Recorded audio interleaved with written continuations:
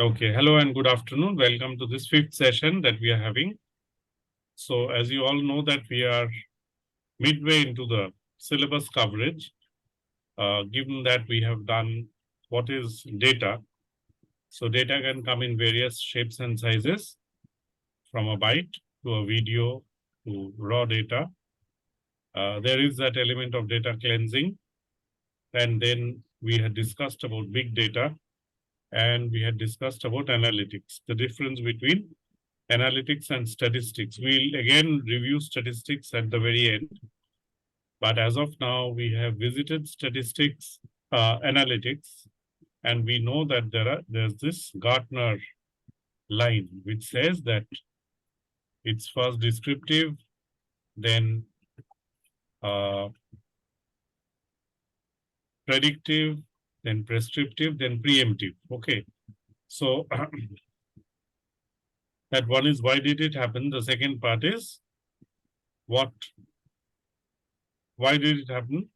First is what happened. Second is why did it happen? Third is what can I do to make things happen my way? So it goes across a little bit of a gradient, and then we said about HR. So you had made presentations on aviation, and let me take my notebook out. So there were good presentations on from all the teams, uh, and they were real good about how do you approach data, how do you do a balanced scorecard, things that we did. Okay, we had also said that there's a balanced scorecard. So everybody, any boss or anybody, I mean, not a boss, anyone who has to maintain, either he does an Excel sheet or the person has a dashboard or something, or you write it in the whiteboard before you, that these are the things to be done, these are the key metrics. For example, you have nominations, you want 20 nominations and 15 are done. So you keep a tracker. Now, obviously, they'll be pushing. People will not do without. Similarly, we had a balanced scorecard which says that historically, okay, if you have read that paper which I sent through, that Norton and Kaplan, it says that a pilot, when he's flying, not only does he look at the height or the altitude, he also looks at the air pressure inside the cabin, many things around it. Okay, the oil pressure, how much of fuel he has. And we remember, you know, how a plane had to do a crash landing at Kochi airport a few years back, and the pilot couldn't. So it was a tabletop airport. Tabletop airport is Hong Kong. So I remember, I mean, landing in Hong Kong. Hong Kong is a great airport to land, but it's very thrilling. I mean, on two sides, there are mountains, and just below, there's the sea. And the plane has to stop quite ahead. So Kochi, I think, in India has a tabletop airport. And therefore, this movie, Runway, if you look, one Ajay Devgan movie, I mean, he's the main hero. There's Bachchan at the end, but who interviews that why did you risk? Because one is there's a loss of fuel. Plus, I remember in that plane, which in that Kochi flight from Dubai to Kochi, it was running out of fuel. Then they went to Trivandrum or they did something because you can stay on the, and Namrata, you will know from your brother who's in aviation, it is a difficult job. Fuel is running out and the weather is not bad. You cannot land. So there are techniques, I guess. So what is important? The paper says that a CEO is like a pilot.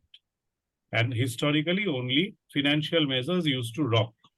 For example, your stock markets are doing well. Then people are saying this is a good company. Your shareholders are happy. No more questions asked.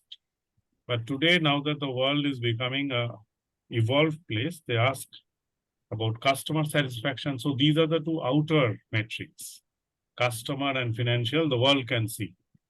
So customer complaints, CSAT, NPS, promoter detractor score, which was discussed by Nilanjan or any one of the present, I think Shipra, all of you who presented, Amarnath. So that is one part. The internal things nobody wants to know. For example, when we go to buy something in a shop, do we ask that how many people, employees do you have in a company? We don't ask all this. But these are metrics which are internal, how many patents, how many new products, and maybe these CSR measures or whatever, tomorrow may be a very important thing. Yesterday I was at a seminar. I mean, there was a program at there's a college here, NSHM. So the motion was that bridging industry academia gap to socially driven enterprise. That it's not only bridging academia and industry, but it's also that people, things which people were driven earlier, for example, like money, brand, tenure, stability. For example, if I look at my career, I used to look at these. Now, today's youth, possibly they are more evolved. It's one generation later. Do they look at qualities like, let's say, if the thing was made by killing animals? For example, any Nike shoe by using child labor. So there's a famous case that they used Indonesian small boys because small children can do so many things which people, full grown men cannot do. I mean, full grown men or women. So is the world getting a more evolved place? So these are metrics now which are becoming earlier. People never used to talk about this. So in 1978, there was a Nobel laureate, Milton Friedman, who said, the only business of business is to do business. Very, very American man. He was a Jew. He said that you don't need to build bridges. You don't need to create roads. You don't need to be a Tata. You don't need to do anything for the people. You just generate profit. That is your only. As long as you pay taxes, everything is fine. Now, can any company today say like this? Possibly not, unless he's a trader or he doesn't have that aspiration to. So, in short, balance scorecard says there are 4 metrics to measure: two outward, two inward. One is customer and financial, the other is learning and processes. How much is your efficiency? How many people took, how many people were involved in making, let's say, one kg of whatever, or 5 dresses, or 6, whatever is the unit of the deliverable. Never mind whichever company, I mean, every company will have a deliverable. So is our process efficient? So these are internal metrics, which is only useful for people, people who are within the company. So that was the exercise given to you. And then we had the last one where we discussed about HR analytics. Now, HR is a big area. HR means till a person comes into a company till he leaves or is forced to leave or retires or dies. Okay. So from recruitment to attrition, whether it's forced attrition or assisted attrition, in between the whole sequence, your salary, your training, compensation, and so many people work in comben or compensation benefit. They know about salaries, they know about competitors' salary. That is one part. Many people are talent managers. They will look into training. They will look into basically that a good employee shouldn't leave. Then there'll be people who look into your offboarding. So your end benefits, your retirement benefits, or giving you an exit letter if the guy is told to go. So the whole cycle of an employee, which lasts around, let's say, 30 years, 35 years, or whatever people want to work. These days, many people don't want to work that much. They say after 45, I will go on a world trip. Is this what the class is also saying? That I will not work beyond 45. Okay. Oh. So in our times, luxury wasn't there. So keep on working, till all your duties are over. Anyway, so that is what we learned. And we said that, can you have a point of view on workforce attrition, on recruitment? I think I had given 4. So today we are getting, and we'll get into presentations a tad later. We are getting into a topic, the need to measure L&D and ask questions, because this is now we have come out of the overburden. We are entering into an area which is this. Okay. So need to measure L&D. Okay, this is important. Why does L&D have to be measured? Like I say, Japanese, they don't like measurements. They operate on trust. They say, once I have taken you in, what is the need for a performance appraisal. But no company behaves like this because it operates in cycles. So we also measure L&D. What do we do? Now here, there's a little bit of a difficulty. So if I ask finance, does training really work? Okay. Now many people say, oh, give him a good time. Training is seen as a perk, or training is seen as a reward in case they can't give you monetarily anything, they give you a training. Send you to a good place, let's say an IIM or an Accelerate, like the training, come back happier. It is also a HR tool to motivate people, to include people in the absence if they can't give money. Okay, there are trainings which are required because if you don't get that training, you will not be able to do the job. So that is serious training. So the point here is, does training really work? So we are getting into the subject of ROI of training, which means the bang for the buck. Now, finance can answer this question. For example, how much? And they can answer this very well. I mean, whether stock markets do well, whether all your quick ratios, your debt equity, whatever ratios are there, are they in order? Operations can answer this question. Operations can say that, look, we had so much of inputs and we gave so much of output. No. Yeah. Okay. And marketing comes close to an answer. Okay, here there's a little bit of a shadow area. Marketing guys will say we have a solid pipeline. Now the pipeline never gets to a conversion for many reasons. So we have 50 clients, but maybe only 2 show up because it requires a lot of inquiry, advocacy. You need to push, you need to say we are good, take us, take our services, take our products, till a guy really pays money and gets your service or product. But still marketing can come close to an answer that we had so many deals in the pipeline and we converted them to wins. Okay. Now, in a training, it is very difficult to say that because I trained you, so you are very capable. I can make a broad statement that because I trained you, your motivation level may be a bit higher. So this is a question which all of us will face, and it's very difficult to give a solid answer. That this training, for example, skill training works, but management development training will work at a very long run. For example, I give you a training on communication or welding. Chances are that immediately there'll be an ROI. You'll start speaking better. You'll start communicating better. If it's on welding, you'll start welding alloy, non-alloy, dissimilar material may be good. Okay, which I found in technical training, therefore, is much more safer than a management development program where I teach you change management or let's say strategic management. Now, chances are very rare that immediately you will have a great strategy from the day after. So this is where the gray area lies. That does training really work? Okay. Now, why is the rise? And this is the Mattox book. I'll in your study guide that you have been given. There's a book called Mattox. One of the books is by Mattox.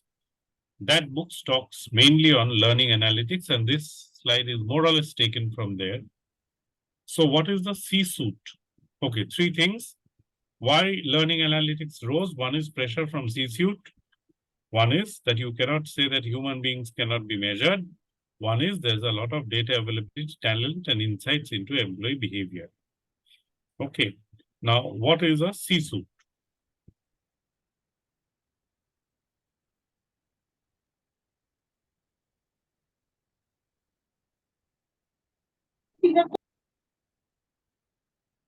The managers, those who are on level of above than executives. Excellent. So maybe the top position holders. Yes. So this is known as the C-suite. So anybody who's a, thank you both Famida and Shipra. So we call it CXO. Now this can be CIO, this can be CMO, Yes. this can be CEO, this can be CDO, Chief Diversity of, etc., etc. And of course, What we want to become CHR. Okay. So at the C-suite, they'll ask you this question that, okay, you train so many people, what happened? So then you can give a direct answer or an indirect answer, but there'll be a pressure. Also, we always say that, human beings are unpredictable. So Adam Smith said that there are four commodities: land, labor, money. Okay, remember that, long back he said that this is what we want to do. You cannot measure people. People are, but then there are many ways. There are talent analytics and many companies, and I know many of you do this. Yes, of course, the success stories are shown. The ones which fail are not really shown, but there will be examples where people are doing talent analytics on a regular basis, which also gives an insight into employees' behavior. Okay, so, sorry.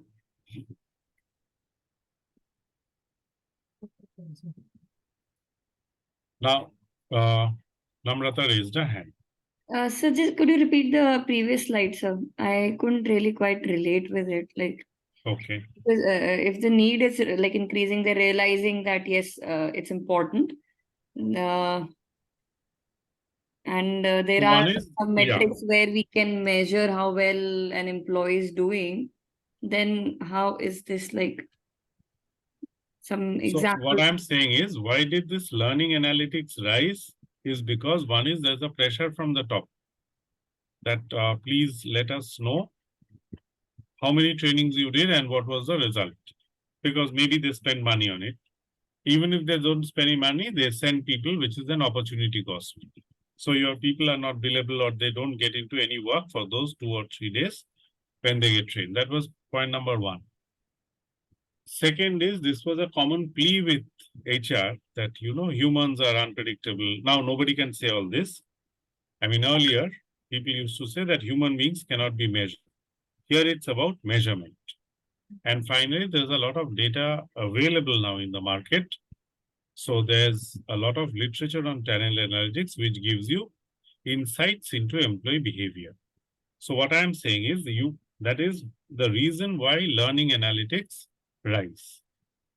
Okay, which we'll see in the Kirkpatrick model, or is the behavior of the employee changing because of training, or because of inputs from HR, or because of any OD intervention.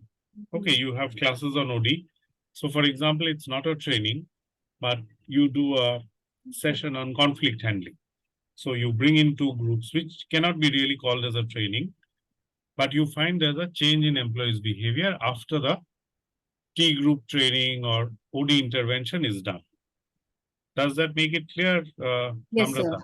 So this Great. was the thing of the past. That's what you referred to. Yeah. Cannot be earlier is what you're talking Earlier, all these things used to work. about. Then now it's not. Sure, Now sir. it will not work. Now China has, China has plants which has only robots. So, I mean, very less human being. So Chinese, I mean, they have grown. Okay, let's come to that later.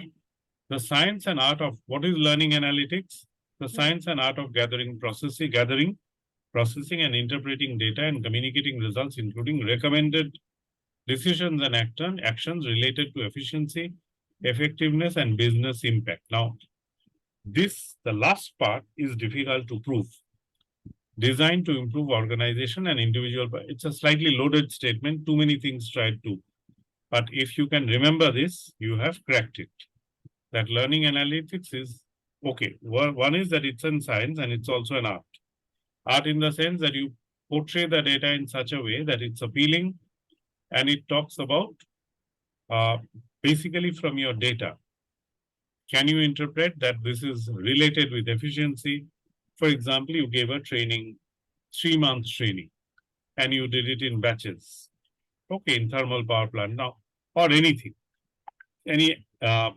or let's say in how to be customer oriented. Okay, I see these trainings. Many people ask, can you give us a training on sales?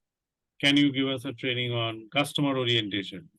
Can you give a training on bidding and negotiation? How people cannot negotiate very well. This used to be a problem with IBMers.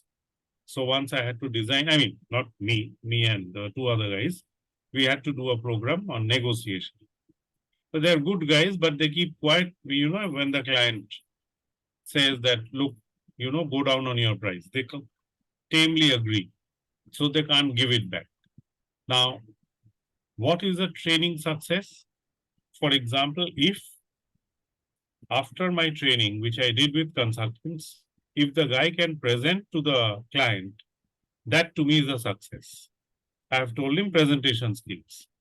So he'll give me 1,000 reasons that, look, could not present, the boss only presents. We are not allowed a chance. I'm only a junior member. There's a team lead, there's a partner, there's a project manager. But if he says that I have presented, that to me is a success because I taught him that in the consulting academy. I'm just giving an example. So sometimes people don't have a chance to show off whatever they learned in training. If the company is good, they immediately give you a chance. In many programs, you will hear this at the end. How was the program? So program was fantastic, but we don't know when we'll use it. Do you hear this?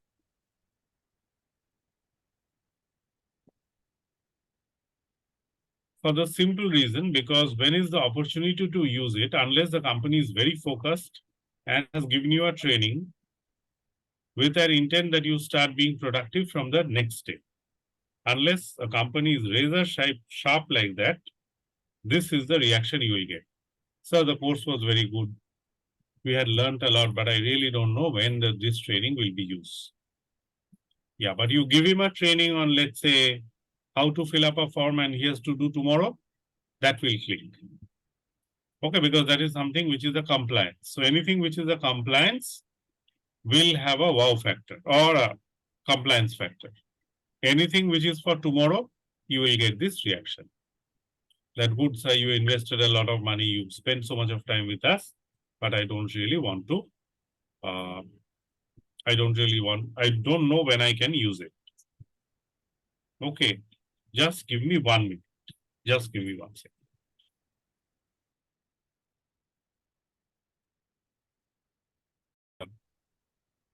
Okay, so we had said that, benefits of training, unless there's an immediate compliance, which you have to do, it is difficult to demonstrate. Are you with me on this? Right, sir. Yes, sir. Okay. Okay, let me go ahead. So that is learning analytics is all good, but then people will need to agree. Okay, now here is what is the thing? It's that measures used by learning leaders are, one is satisfaction. So CHRO or LND or LNK, like in our company, it used to be known as learning and knowledge. Now, overall in general, the world calls it LND. ISTD calls it TND. Satisfaction, people will measure, they'll give you a score, okay, 8.8 out of 10. The other day I went to a program.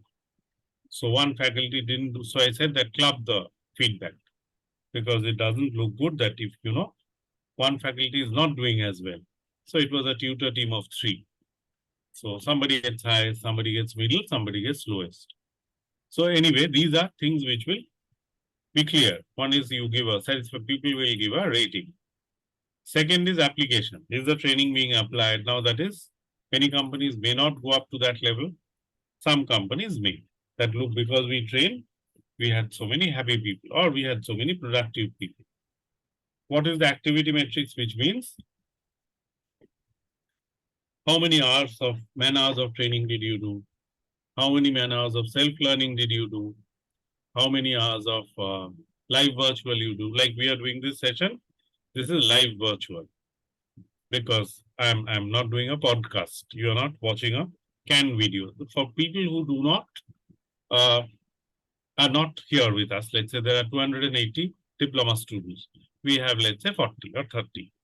Now the rest 230 or 250, when they listen to the recording, that would be a self-paced learning. Okay, so it changes between live virtual and self-paced. So, I mean, let's say you cannot 90 minutes you cannot at a stretch, unless there's an exam behind you. So people will ask that what would happen.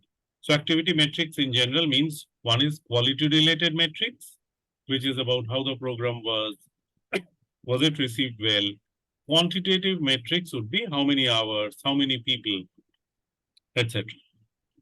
Employee performance improvement, again, if you are very, very training minded, if the HR is strong, the LNK function is great, then people will go one or two steps later.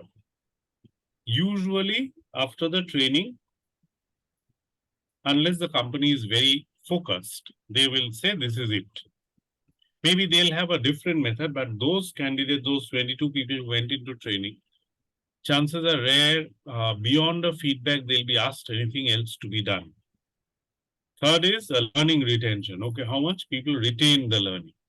And finally, that because of this learning, you have so many dollars which have happened as a profit. For example, when we did the consulting academy, I asked this to Ken. Ken was the American, he was the program designer plus. So I said, Ken, now that we are doing it, so will this mean that IBM will win more deals? Will this mean that IBM will win over Accenture? He said that is the question I'll park for the time. So I knew there was no ready answer. That if I give a training which is slightly higher order, will it immediately result in a tangible benefit? And I would like to be proved wrong. And we'll have this discussion a bit later. Many companies, I know that like Reliance, they'll have ways and methods to immediately find out whether it's the bang for the buck is there. And I'm coming to it in a moment. Okay, now, what does common reasons for measurement? One is training effectiveness, which you all know. Was this training good enough? Second is you find out which are the areas we didn't do well. So in a session, there'll be, let's say every day we'll have 4 sessions. If let's say that the day starts at 10 o'clock, 10 to 11:30 is one, 11:30 to 11:45 would be a tea break. I'm talking about physical life. 11:45 to 1:15. Okay, would be the next. 1:15 to 2 would be lunch. 2 to 3:30 would be another. 3:30 to 3:45 would be tea. 3:45 to 5:15 end of day. So in a day, you can get 4 good sessions. If you want to do more piecing, that is possible. Now, all the 4 sessions didn't go well. Which are the ones which are likely not to go well? The one immediately after lunch, or maybe the one last. The one which is in the morning, people will give possibly a better feedback. If they're asked, session-wise give a feedback. Okay, for example, we had the 6th ERC here. So there were 6 panels which operated. Now, not all panels were terrific. But largely, I mean, the ones before lunch, if I look at the efficacy level, they possibly were better off because the time of the day is important. Now, maybe you give a great program, but it comes at the end of the day when people are tired. So areas of improvement are many. One that maybe the problem was not with the faculty. The problem was with the timing of the session. Whatever is the area, there could be areas of improvement.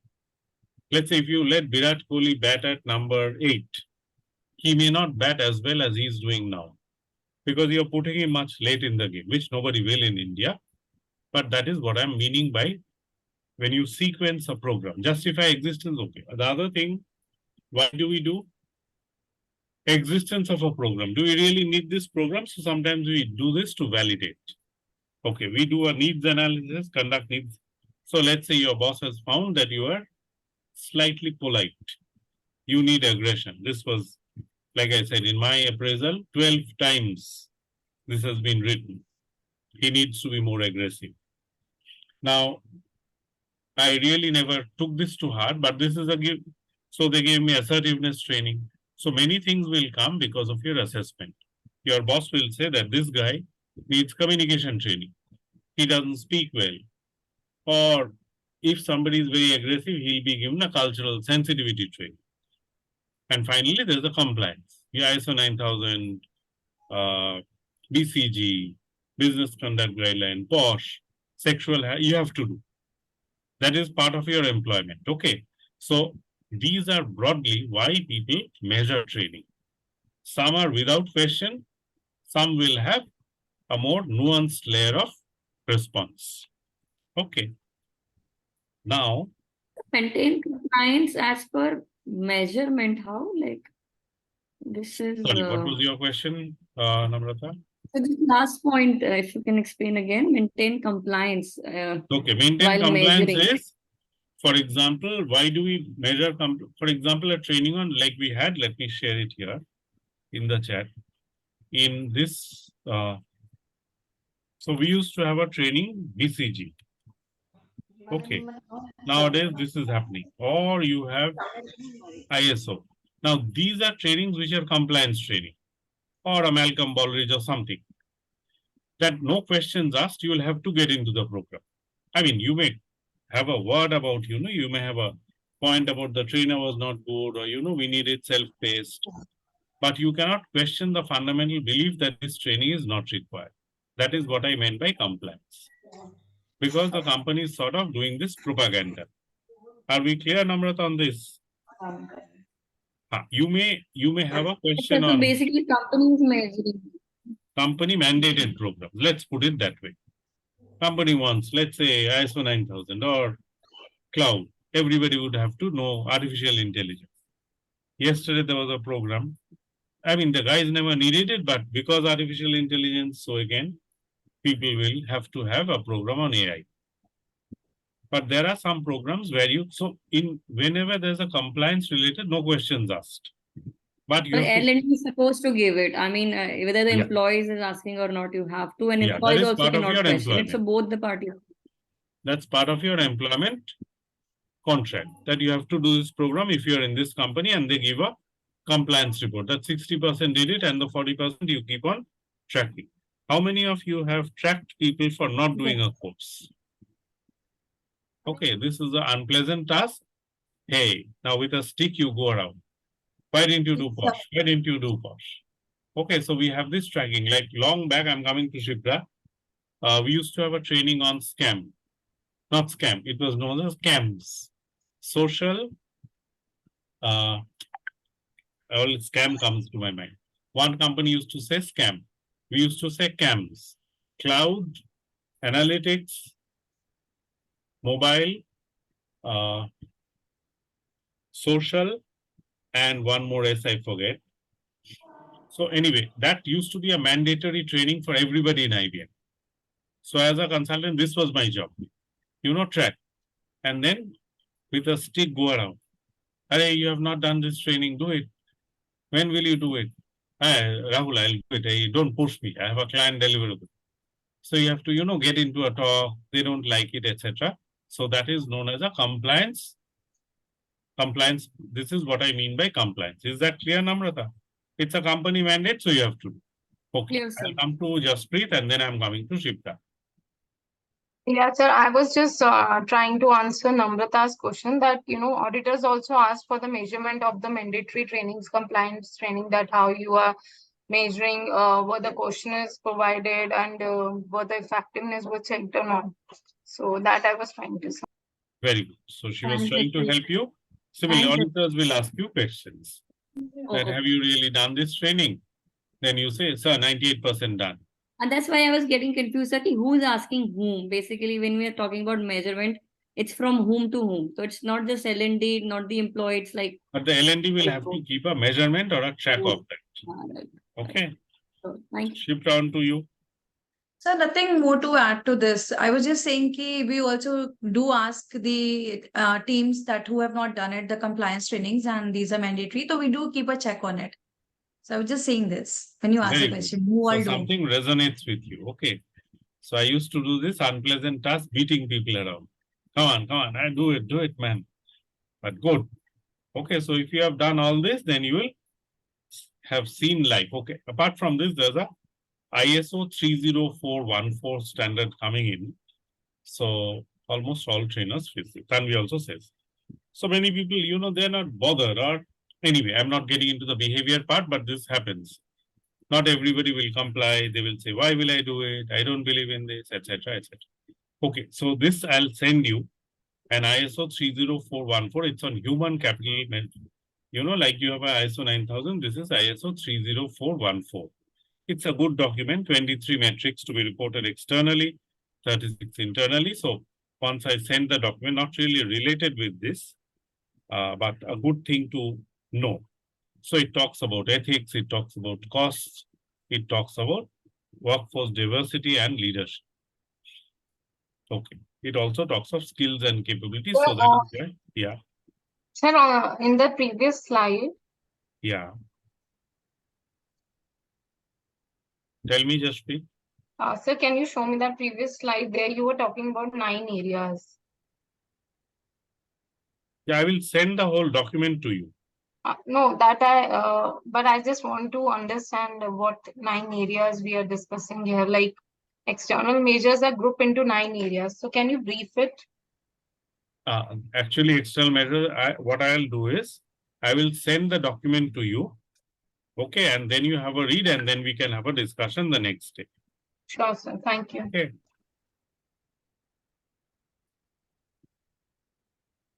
Okay. Skills and capability, recruitment, workforce availability. Okay. Yeah, it talks of many things. Now, it is actually a human capital management sort of. I mean, if they ask questions, you will get. So, 4 fundamental objects of human capital: one, to determine the impact of people on business and contribution to value. So, many companies would do that. Let's say you had a profit of so much, they divide by the number of employees and say every person will have delivered so much. Okay, if you divide, let's say you had a profit of X, you have 250 employees. So X by 250 per employee gave a profit. Now, question will be that is everybody client facing? Did everybody do business development? No. There'll be inward looking people like accounts and HR, those who didn't have a direct impact on company business. So these are questions, but these are all can be answered. To demonstrate that HR practices produce value for terms, money in terms of return on investment, to provide guidance on its strategy, okay, to provide data that will inform strategies and practice. So human capital management, and there are consultants like, as I said, Josh Bursin, Hayes, Mafoy. So if any of you have a career, you know, into consulting, into HR consulting, you will get into these areas. Not really, we are not really bothered in this syllabus, but something beyond, like the ISO 30414 is also not in your syllabus, but good to know as a growing professional. So HCM is an area where we do, okay, what are the measures? So for example, if you're in HR, and here I'm taking a step back from L&D, if you know about workforce composition, okay, the gender, so people who are in HR, they'll have access to many private data or data which otherwise people will not know. Let's say I know your date of birth. I know where you live. So as an HR, it's an important responsibility to keep that data protected. So analyze the extent of diversity. In the moment you have a data, you can always advise the boss or the manager that can we do this, because we have so many people. Let's say length of service, if you have a very young company, so they have worked 2 years, 3 years, you will not get a guy who's worked 20 years, like you will get in, let's say, a public sector or any sarkari. People usually will stay on. In a private company, you will see that the longevity would be 3 years, 4 years, unless the guy had a great career velocity and he moved up to become a vice president. Then he can give a interview in business world. Otherwise, people usually move on in private companies. So length of service distribution also is a important needle. Skill and, okay, this is very important. How many of your people are BA? How many are BSc? How many are MBA? How many are Tipa Chap or whatever? How many are, so then you know what to do. I'm more interested in the left-hand side. The right-hand side is what you could use. Similarly, if people are leaving, okay. Now, many people in an exit interview, they don't write anything. People move away. So you know that, why are people leaving? Attrition. So in IBM, they had made a model, when will people leave? Okay, this, in our seminar, we had Akhil Busrai saying that there was a model that during Q3 and Q4, people know that so many people will leave. Why people know? Those who have to make numbers, they know that I cannot make this number, they leave on their own before the company tells them to go.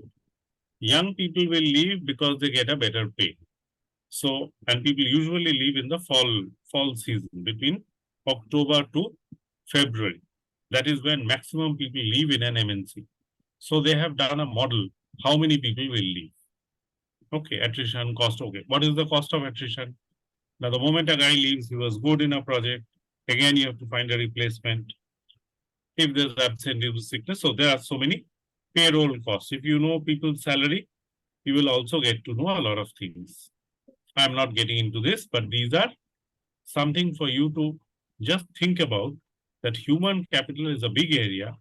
And there would also be training related metrics. For example, percent of managed training hours per employee, pretty much what I said earlier.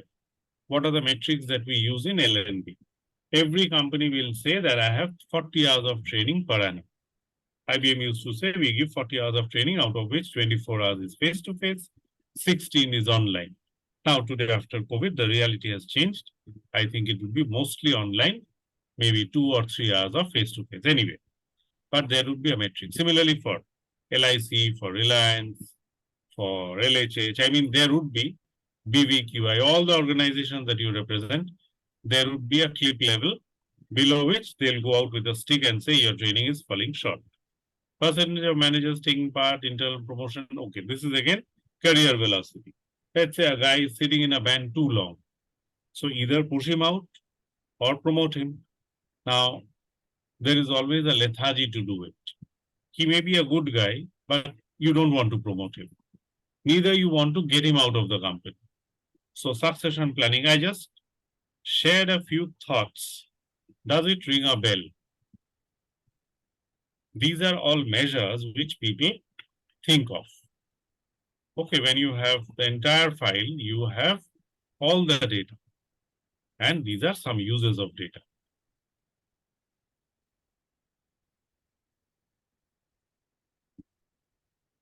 Does it make sense? Indeed, yes, sir. Okay. You're the polite person. You always, keep me going. Okay. So this is something, again, let's get back to training. Okay, we don't want to add sensitivity. What are the key training metrics? Now, why I said, why I try to give you something beyond is that it's not only training and L&D and paper 9. It is much beyond. Okay, it's about human capital, which means that L&D is a part of HR. So now coming to key training metrics. This man. How many hours an employee was training? After me. Yeah. Then you give expenditure per employee. It was extra. We spent so much of money levels. per employee. We spent $100 per employee. Sacrifice levels of the majority. Narendra Kaur, could you please mute? Okay. I think I have a stronger. Yeah, I also have that provision. Okay. Anyway. Cost per learning hour. Okay, this is an important revenue. Expenditure is a percentage of revenue. Can somebody tell me how much of your budget is training budget? Anyone? Maybe Nilanjan or people who have a direct, how much of budget do you spend on training? Or anyone? It's an open question. Sir, it depends on what all activities you have planned. For regular trainings, normally I take about 1 CR as a budget. And, taking in all the initiatives throughout the year and all that. So we normally spend about 80 lakhs to 1 crore. Excellent. Thank you, Rohit. And which company do you represent? So I work for Volvo Aisha. We are into manufacturing of trucks and buses. Right. So how much percentage of your revenue would be 1 crore? Our revenue is about $200 billion. So 1 crore is nothing against that.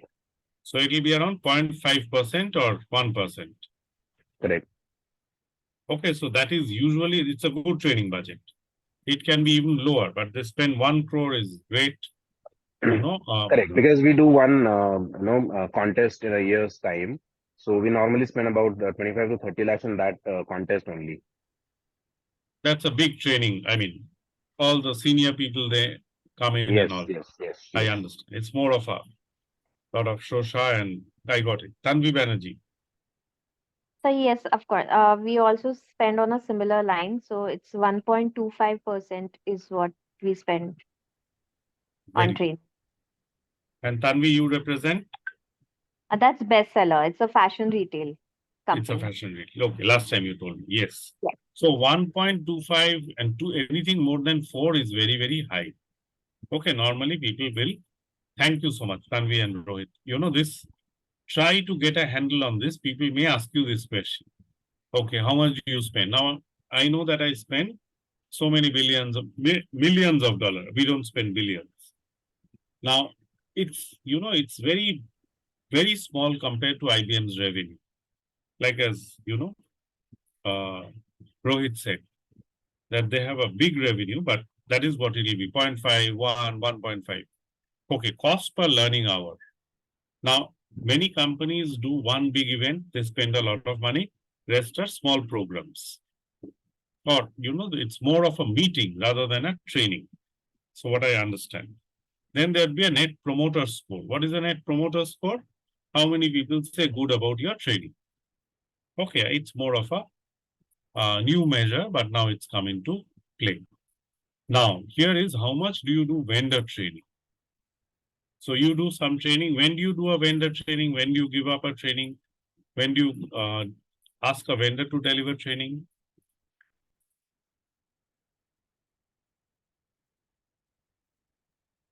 So when we don't have the expertise internally Excellent. available.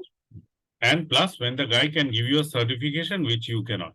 Right. Sir. Thank Okay, you. so these are the two main reasons. But moment you give it to somebody, there's a data compromise. So many people don't like to. This is a make or buy decision. Moment you give it to somebody, he'll get to know your employee number. I mean, whoever the people whom they train. I mean, then he gets pally with them, etc. He or she, if he's, malafide, which I think the world is not, then he can get into a lot of your life. So therefore, people possibly do not give it to vendors, but if you cannot handle, you are not the expert, somebody will do a better job and will give a certificate, you will give it to that guy. Yes, I think Namrata raised a hand.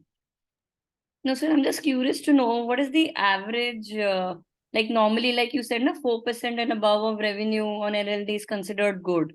So I know all industries and it depends from the size of the company and there are a lot of factors. But if I talk about general thing, like is there some 1 to 2% is the general thing. it's still good enough. And 1 then to 2% is general, like you heard Rohit and Tanvi. That is what they'll spend. they'll spend. And Usually 0.5, 0.7, it's even lower. Okay. But if you take revenue means how much of business have you done? Right. So it's a big amount out of which you spend so much of internal trade. And so which industry you feel is quite like Service industry would spend more. spend more? Service industry would spend more. Even consulting. So even Pramida, consulting. yes. And I think if- somebody else raised. Pramida, tell me. Consulting. Even consulting, because people are their assets. They don't have any products, so they also Very good. spend So she's given huge. a great answer. Wherever like LHH, okay, they do consulting. So wherever, any consulting industry would spend on people. Now, a lot of it, Pramida, also is on travel and logistics. People will go, people will come. Real training spend is what? Training license, trainer's cost, your cost of books or whatever you give, handouts. But that is far, far less than TNL.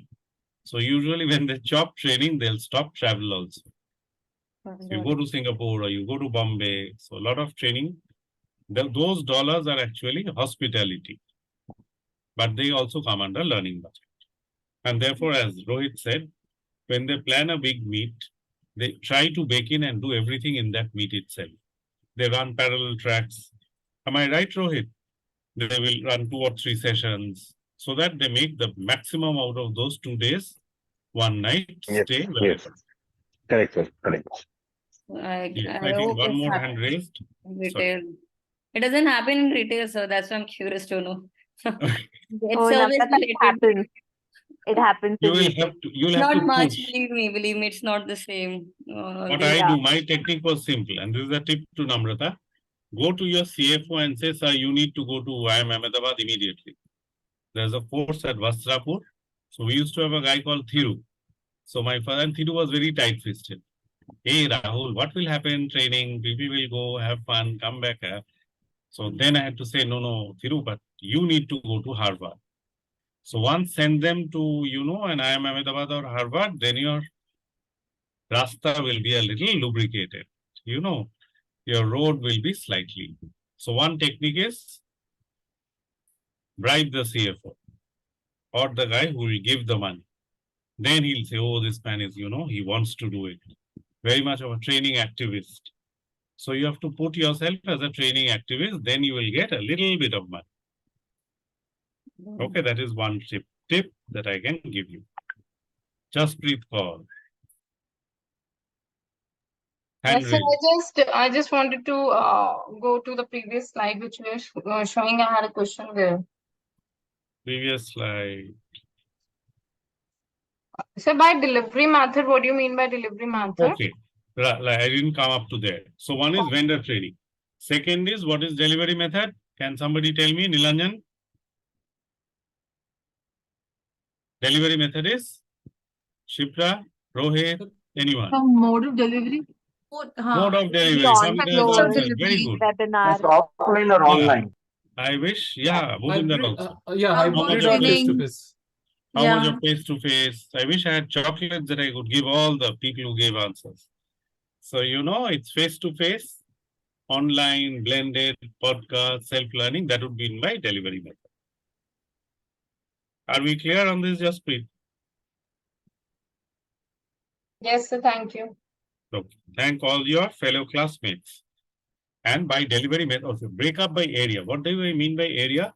So much money for consulting, so much money for sales, so much money for new hire, so much money for project management. So if you have a company which spends, I had to do this so I know how much of money, and they'll ask question, why did you spend so less money in project management? Well, Rahul, you didn't do well. Project management is an area where you need to spend more money. Why did you give so much of money to leadership? So, you'll have people, you'll have bosses. So you'll need to be ready with all splicing and dicing of data. Then maybe you will get a little less of, unless, I was, as I said, my appraisal always said I am not aggressive. So I used to come back, listening. Okay. Satisfaction index. But why I said this, and just to close on this, just breathe. Present this data with a lot of confidence. Okay, which I was always very timid. So say, Bas, this is the rule. Like that movie by Bachchan, the line starts here where I stand. So, whenever you say break up by area, you say this is the benchmark. Now, if the boss is very clever or is cleverer than you, then it's your funeral. But if you can project your case that this is how much we spend so much of budgets. Okay, one more thing. If you don't spend your budget, then they'll also give you a lot of stick. Well, use it or lose it. So in IBM, they used to say, use it or lose it. So they gave you money. And it's so difficult. And I'll, like I said, did I tell this story? We had one boss. He used to say, you have a birthday you have a holiday. I think I said this story. So there was Netaji birthday is 23rd. Okay, Netaji Subhas, 23rd Jan. And Gandhi was born on October 2. So the guy says, in India, you have so many holidays. Can't you do an average between Gandhi and Bose and come to a holiday around August? Then we have one man day saved. So you will get such people. If you do not spend your budget, what can happen, Rohit or Bhupinder? Let's say you couldn't spend your budget. And they ask you, we had given you money for training. You couldn't spend that money. Next time we will not get that budget. Kids Next lab time your is budget will be Before, reduced. sometimes we will get lesser than the budgeted amount Yeah. of current. We get less. Before Vaishali is reducing correct. the budget down on the budgets on the next session. Absolutely. So always overspend a little bit, then maybe they'll pull you back. Like I say, good, high blood pressure, high sugar is better than low blood pressure, low sugar. At least you can do something. But if you have low Correct. things, then you will collapse. God forbid nothing happens to you that way. But always overspend a little bit till you get a rap. Hey man, stop it. That is better than, hey, you didn't spend money. I gave you money. And we used to have this concept, use it or lose it. And it's so, you know, that they'll rule the game, yet they'll say you couldn't. So after Q3 or Q4, after August, usually in MNC, they give a freeze. First, they'll do a travel freeze, then they'll do a training freeze. October onwards, nothing will move. Trees will not breathe. Okay, it will be, you know, nothing will happen. Then I said that, look, you froze all. Very sad, Rahul, but you know, this is how the state of the business is, and well, it's flat. And again, he'll give me a stick. Why didn't you spend money? So this is difficult. I wish you good luck. But spend money usually in Q1 and moment you get chance, spend money on good trading immediately. Okay, which I don't need to tell you, all of you are experienced. Satisfaction index. Okay, this is an important question. What should be a trainer score? What should be a business tutor score? We used to have this, a little bit of a debate. So in a satisfaction, I'm coming to you, Bhupinder, in a minute. So there used to be a trainer score. So in a scale of 1 to 5, you get, let's say, 4.8. Oh, you're a great trainer. A business tutor gets, let's say, 4.1. Okay. Now, do you need to make a difference? Or you say that once you are in the Maidan, once you are on the field, you're all, once you're on the MAIDAN, you're all in the same boat. Okay, then I will not differentiate that whether you come from business, and I'll not differentiate whether you're an HR, you're a great trainer. So usually we used to have a double standard in our company that a business tutor need to be good in content, maybe not very, very good at delivery. That is the job of somebody to help him or do it activities.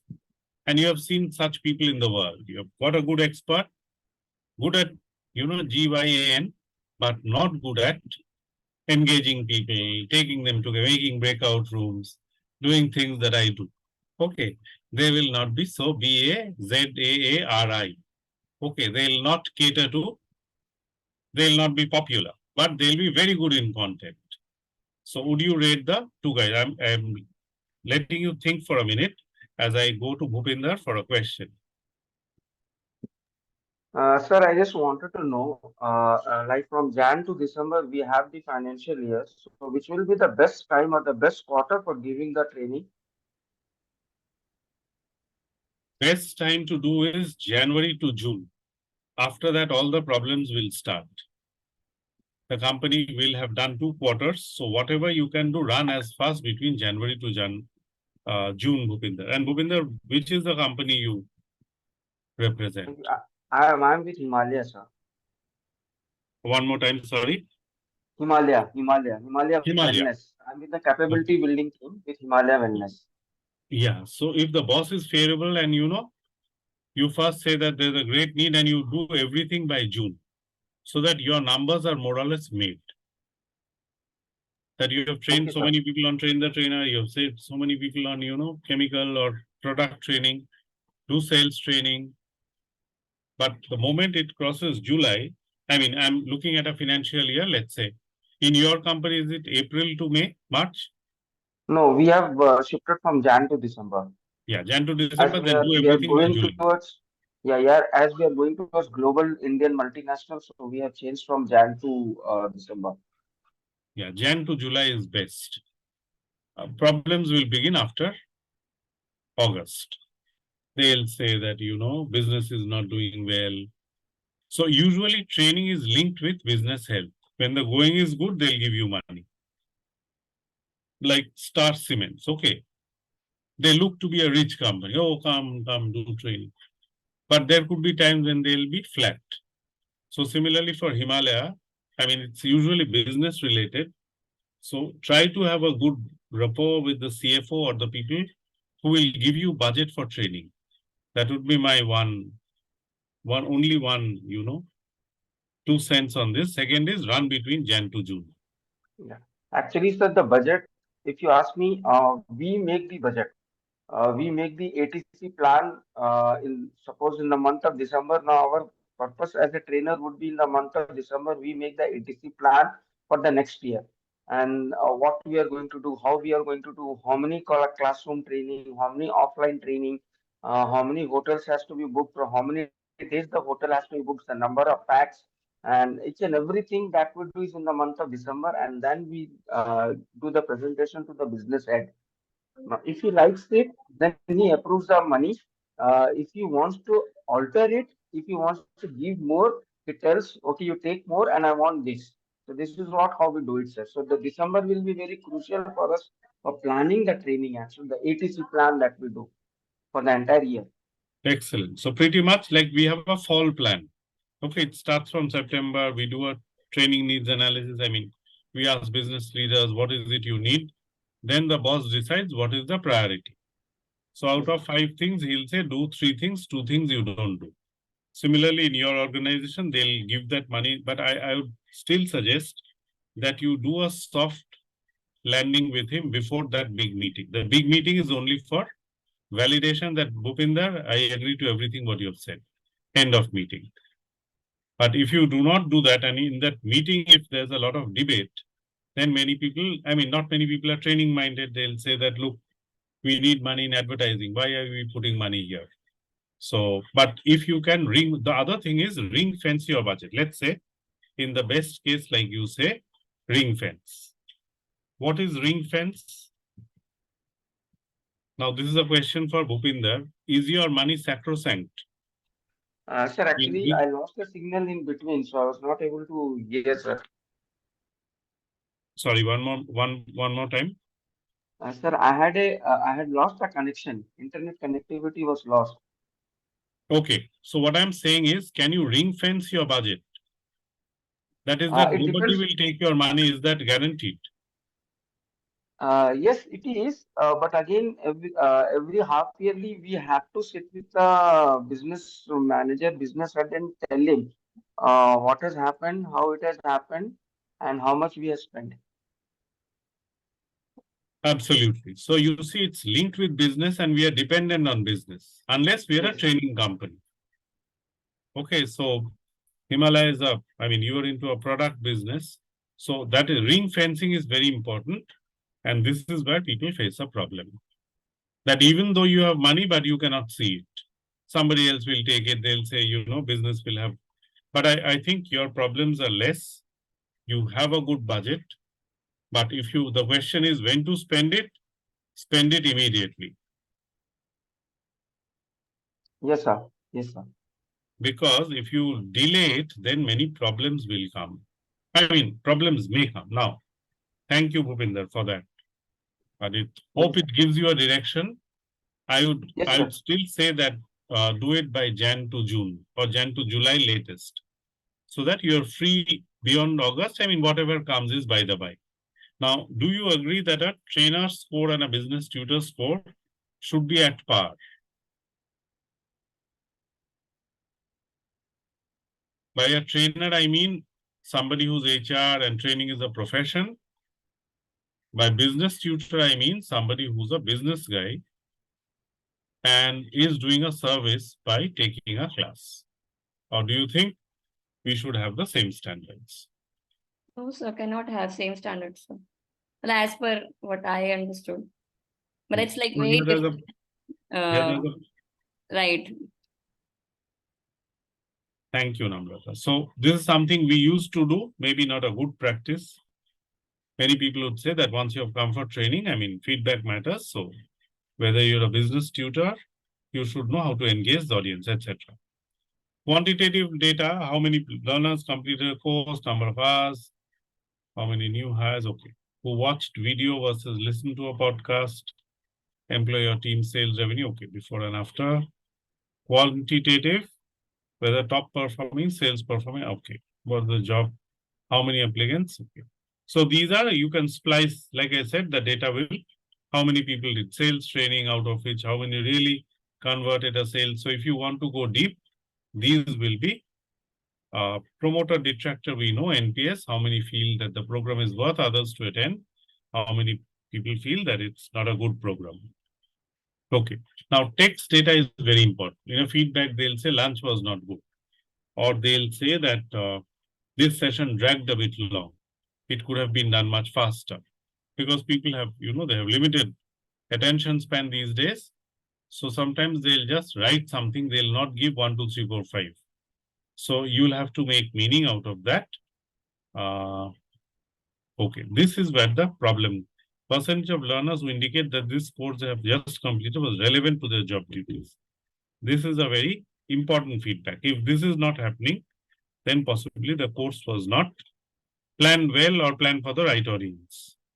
So here is what we used to have a metric at that point. So in IBM, I had to make these slides, so continuous learning metrics. I have to, make a story and a narrative and say, well, in 2018, and you stand up, okay, we skilled, reskilled, oh no, this was not good. So IBM, like this is, you have to, what is a unique learner? This is an important point. What is a unique learner? Maybe somebody who's attending the training for the first time. No, unique learner is when you take a count, there's only one count, okay? So for example, one guy has done 2 programs. Sorry, Nilanjan. Yeah, sir, if one person has done 4 trainings, but we still count the person as one. As one. Yes, because 4 different trainings has been done for him. Because earlier, sir, what used to happen was that there were some people in the department dedicatedly for training. Means if they are not good at anything, you send them for training to complete the numbers. So hence, hence now this concept has come. This has come. So this used to be way back in IBM, unique. Now I found this coming to Tanvi. Okay, Tanvi is giving a thumbs up. So in Tata Steel, we used to have one Jhaji. Okay, and this I have to say in, in Hindi. So I used to ask Jhaji that, Jhaji, every day, why are you coming to training? Then he said that सभी ने कहते हैं कि हम बदमाश है, department में रहने में बहुत प्रॉब्लम है, तो ये तो एडल्ट क्रेज है आपका ट्रेनिंग, तो हमको हर दिन भेजा जाता है. What he said is that it's like an adult crash, so his bosses wants to get rid of him by sending to training. But those were long back, okay. In my Tata Steel days, I don't think we have such horrible people now, or they have all died or moved away, or COVID has taken over them. But earlier, but you'll still see people that every day they're into a training. So either they have a good boss or they have managed their bosses well. They don't do any work, but they only do training. But that Jhaji, I'll remember. Sir, ye to adult crash hai. Okay, so he knew what he was. Okay. So this is one. Dashboard, which we used to do. I think there are now better dashboards, but something that I thought I'll share. Okay, then you have to give that, okay. Continuous learning indicator. I'll send this to you. Software group. We decided to, it was a different BU. So no longer a huge play for global business consulting.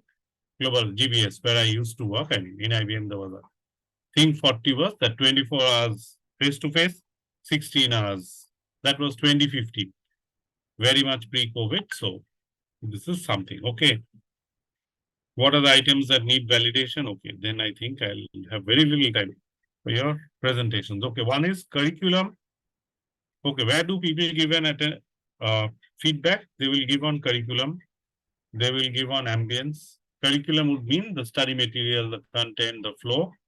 Ambience would mean whether there was a creature comfort, whether the room was AC, whether there was no noise, it was clean, no odor, etc. 3 is content, whether it was good content. Good content is those which you can't find in the net. 4 is applicability. This is very important that once you get this, I hear very often. So it's a great training, but I'll not be able to use it. Why will you not be able to use it? Sir, my boss doesn't want me to use it. So if they're frank, they'll say this, or they'll say, give this training to my boss. Then comes a trainer, whether the trainer was good or bad. Then come logistics, whether you're coming, going, etc. So usually in a L1 feedback, the first level, we covered these items. Okay. So rationale, time was spent, this I think we said. Okay. No need for this. Okay. So this is something we did. This is something we did. Many of you did. An approach using analytics to bolster business. That was a case study. And this was your to find key metrics. Now, is anybody ready with something? Any team would want to present, except the red team. There was a request from one of you that red team will present next week. So do you have any teams that are ready with any presentation today? Sir, Go Green can go. Go Green can go. Okay. So before that, what did you learn today, Namrata? So I've got doubts also, so I'll ask. Achha, then first your present or your doubts. So you But first what- clear your doubts, then we What- go to your presentation. No, that's okay, sir. We have very limited time, so I'll ask you otherwise. Because, like I said, I'm not from the training side, but the fundamental objectives, your key training metrics, and the measures and their uses. So, I mean, that has been what I've identified with, and especially the terms, sir, like ISO 30414. I'm going to Google that further. No, I'm sending you the material, so you don't need. Right. So that was. And the Okay, so- reason why we and- measure. So basically L&D, why we measure, what is it about, what are the metrics, and why, and even certain terminologies which I've come across. So, and Good. especially the expenditure part. I mean, even the little numbers So help. these are metrics which we have to do as an L&D. How much money you spent, how many people learned, Right. how many hours. Okay, simple. Budgeting also, little bit of budgeting. Budgeting also, and as you know, as was said by Bhupinder, that we have budgets, which is the best time. And season especially, right. Yeah. What is the best time plus, you got a sense of how much money Money. from. And wherever there are people business, like Famida said, there'll be more budgets. I mean, training is a culture because you Right. have to invest in people in a product. Hiring Unless- external trainers also. I mean, that's also. Yeah, that is a business code. External trainers again. That's also an Okay. expenditure. So. Any other questions before Go Green goes? Or was this pretty clear?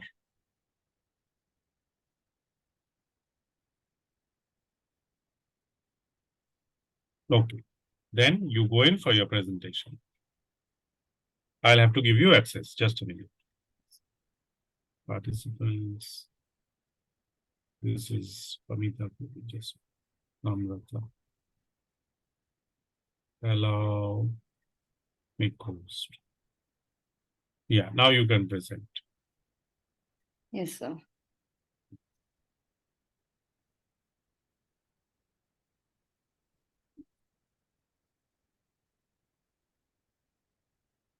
It's coming on the top.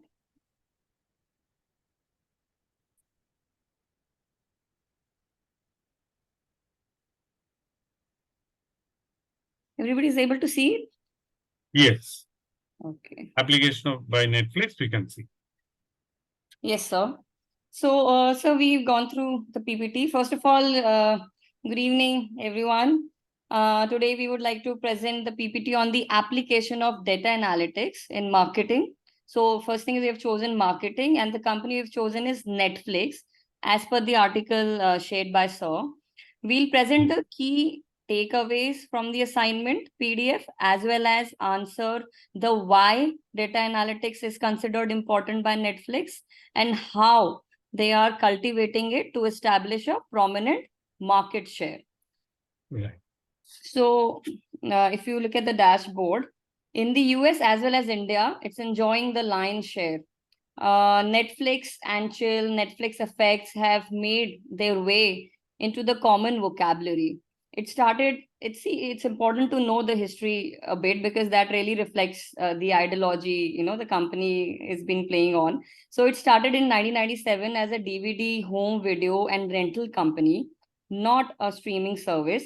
It received a buyout offer from Jeff Bezos, the founder of Amazon. But after turning down the multi-million dollar offer, they focused on expanding their services.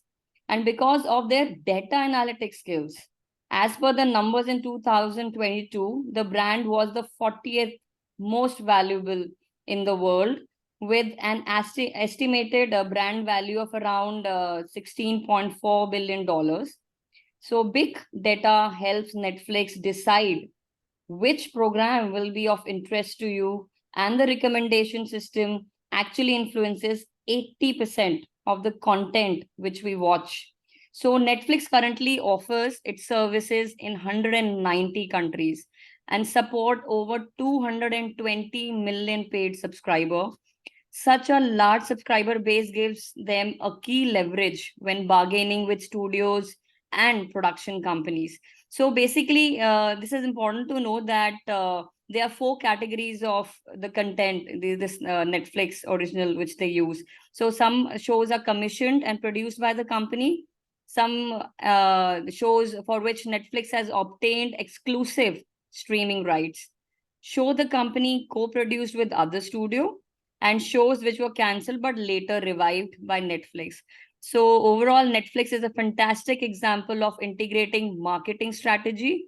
Netflix uses data-driven and customer-centric marketing strategy that work in this digital age, and its success relies on constant analysis and optimization. So now I would like to request Jaspreet to take the diagnostic and descriptive analytical journey further. Thank you. You, Amrita. So can you move the slide Yes. further? Yes. Thank you. So as Namrata said that it started in 1997 from DVD rentals and now it's streaming everywhere. So as we crave for binge eating, we crave for binge watching also. So how Netflix is able to maintain so many customers over the world? They are analyzing the big data. So what they are analyzing? They are analyzing why they are analyzing. They are analyzing the customer insights so that they can develop the content better and they can make the customer experience better. And they are using the promotions and the optimization processes so that they can have the right marketing mix.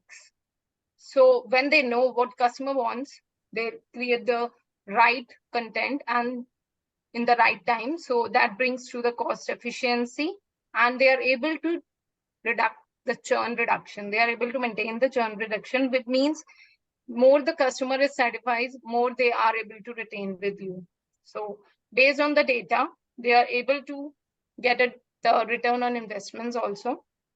They're able to know what are the key performance indicators, the metrics to track the process towards a specific goal and objective. So they are optimizing their processes, they are optimizing their working, their financial performance are increasing, and of course, the risk reduction is reduced based on the data. Next slide, please. So how they are doing it?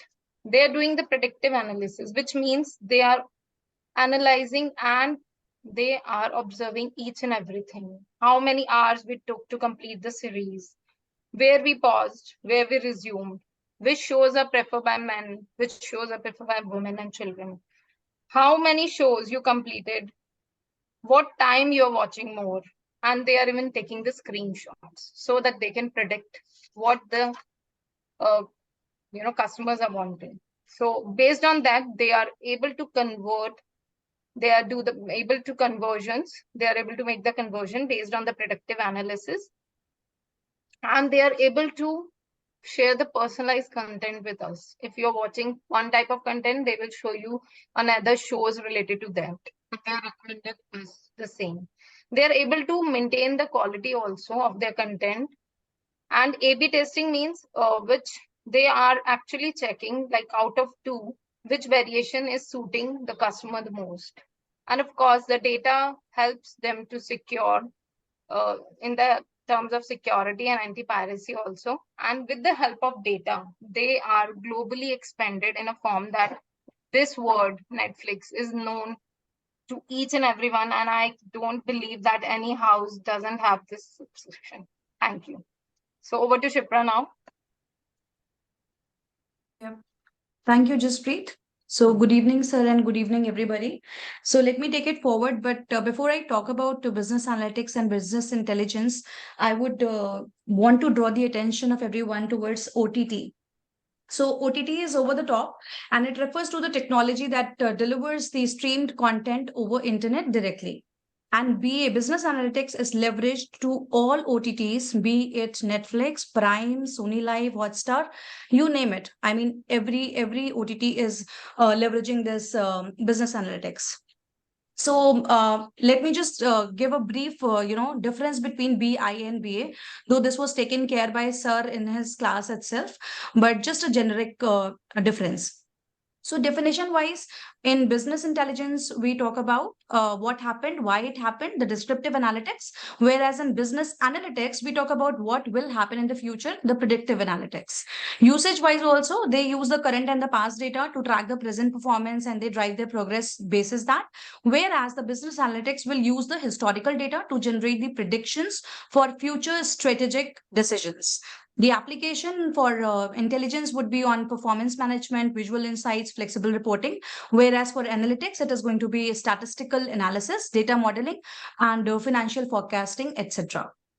So moving on to the next slides, and of course, I believe part of it was taken care by Namrata as well as Jaspreet. I'll give further details into it. So the application of business analytics for marketing at Netflix are into 4 categories: descriptive, diagnostic, predictive, and prescriptive.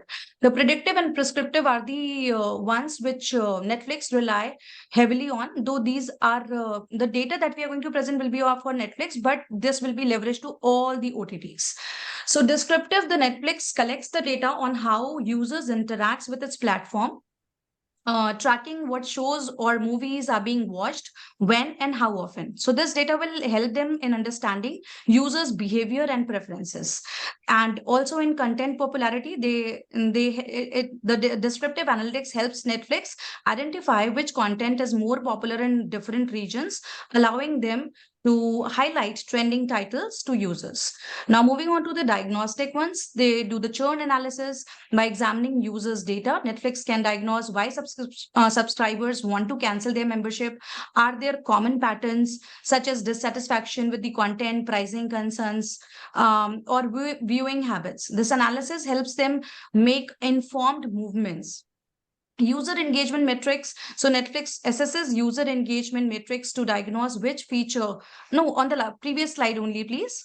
Diagnose which feature or content are most engaging for the viewers. This informs decisions on content production and platform enhancements. So the predictive analysis goes like, as we know that Netflix is famous for its recommendation engine, so which relies heavily on the predictive analytics, as mentioned by Jaspreet also. So it predicts what users might want to watch based on their past viewing habits and behavior of similar users. So predictive analysis also helps Netflix identify target audiences for new content, and by analyzing viewer demographics and preferences, they can tailor marketing campaigns to specific user segments. And the prescriptive ones, of course, the Netflix uses the prescriptive analytics to determine what types of content to produce or acquire. By analyzing viewers' data and market trends, they can make informed decisions about which genre or themes to explore.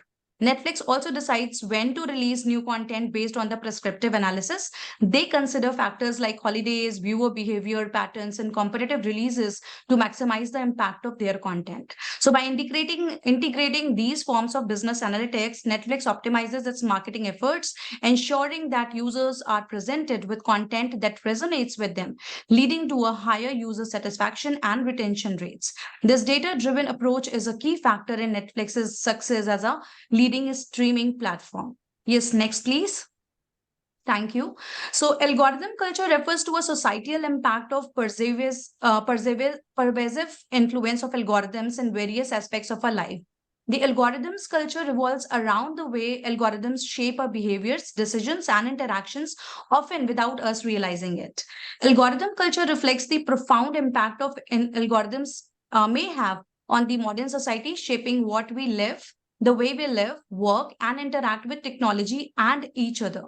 At Netflix, it can be leveraged not only to the decision making, data driven decision making, and the continuous improvement, but also to content recommendation, content creation, content curation, viewers engagement, dynamic thumbnails, which is very interesting. When I was reading this, just to, I'm just holding on this point, dynamic thumbnails. So what Netflix does is, supposingly I am driven to some different sort of content. So for me, the thumbnails will be different. And for somebody else, for the same show, same program, the thumbnail might be different depending upon the person's choice. So this was very interesting. Quality of streaming, regional customization.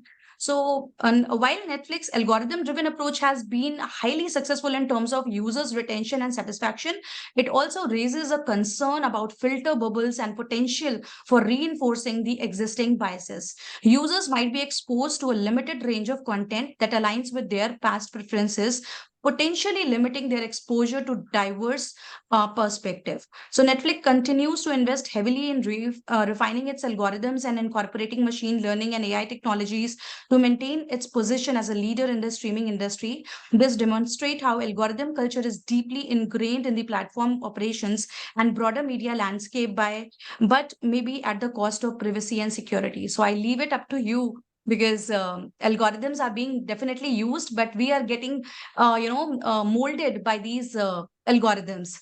So this is a bigger question to ask for. With this note, I leave it on to Jaspreet to take it forward for the conclusion. Yeah, thank you. Thank you, Shipra and Amrita. So after going through all the data and the predictive analysis, which Shipra had talked about, when we have the predictive analysis in hand, we can do more conversions and we know what is going for us, which helps us to make decision making.